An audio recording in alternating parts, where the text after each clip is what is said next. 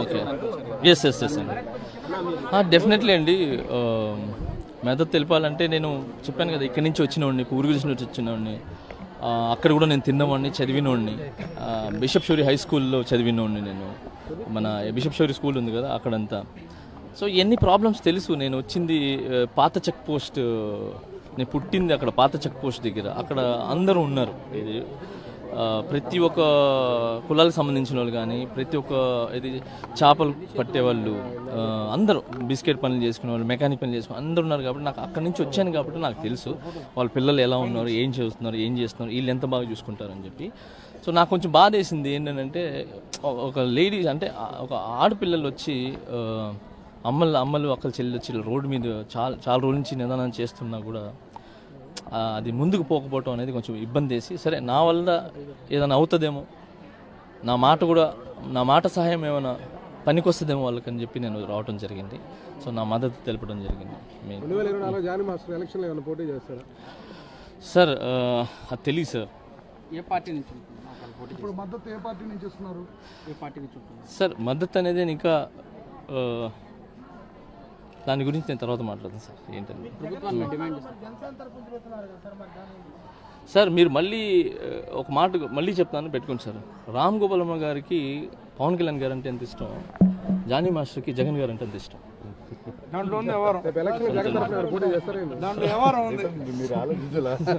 So ముందు ఏం జరుగుతుంది ఏంటనేది తర్వాత చెప్తాను నేను.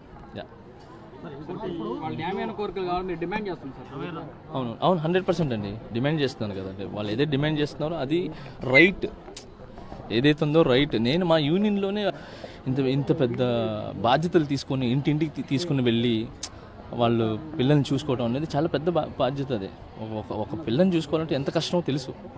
సో అలాంటిది వాళ్ళు అంత కష్టపడి చేస్తున్నారు. మళ్ళీ ఎప్పటికప్పుడు చూపిమని చెప్పి ఒక ఫోన్లు ఇస్తున్నారు. ఆ ఫోన్లు సిగ్నల్ ఉండదు, ఏముండదు. వాళ్ళకి ఇచ్చే ఫోన్స్ అలాంటివి కాబట్టి సిగ్నల్స్ ఉండవు.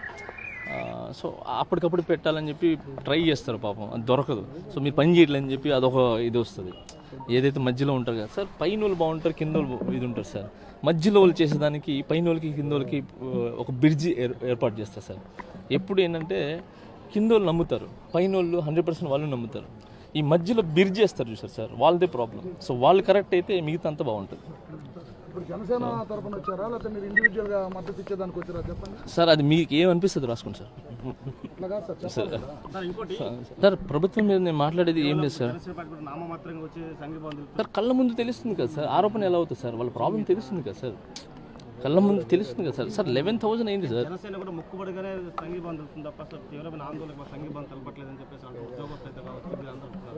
సార్ మీకు ఒక క్వశ్చన్ తెలుసా సార్, ఏదైనా ఇలాంటి చిన్న ఏదైనా పాలిటిక్స్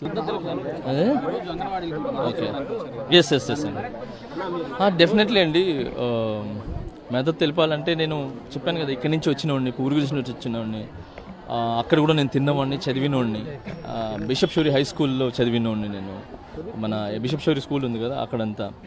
సో ఎన్ని ప్రాబ్లమ్స్ తెలుసు. నేను వచ్చింది పాత చెక్ పోస్ట్, నేను పుట్టింది అక్కడ పాత చెక్ పోస్ట్ దగ్గర. అక్కడ అందరూ ఉన్నారు. ఇది ప్రతి ఒక్క కులాలకు సంబంధించిన వాళ్ళు కానీ, ప్రతి ఒక్క ఇది చేపలు పట్టేవాళ్ళు అందరూ, బిస్కెట్ పనులు చేసుకునే వాళ్ళు, మెకానిక్ పనులు చేసుకుని అందరూ ఉన్నారు. కాబట్టి నాకు అక్కడి నుంచి వచ్చాను కాబట్టి నాకు తెలుసు వాళ్ళ పిల్లలు ఎలా ఉన్నారు, ఏం చేస్తున్నారు, వీళ్ళు ఎంత బాగా చూసుకుంటారని చెప్పి.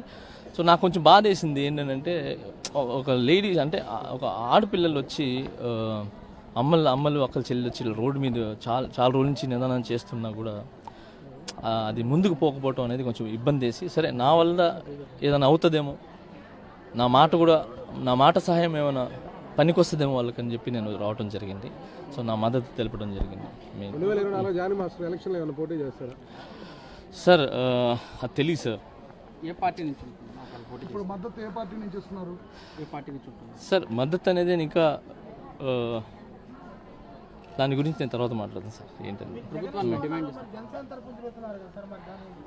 సార్ మీరు మళ్ళీ ఒక మాట మళ్ళీ చెప్తాను, పెట్టుకోండి సార్. రామ్ గోపాలమ్మ గారికి పవన్ కళ్యాణ్ గారు అంటే ఎంత ఇష్టం, జానీ మాస్టర్కి జగన్ గారు అంటే ఎంత ఇష్టం.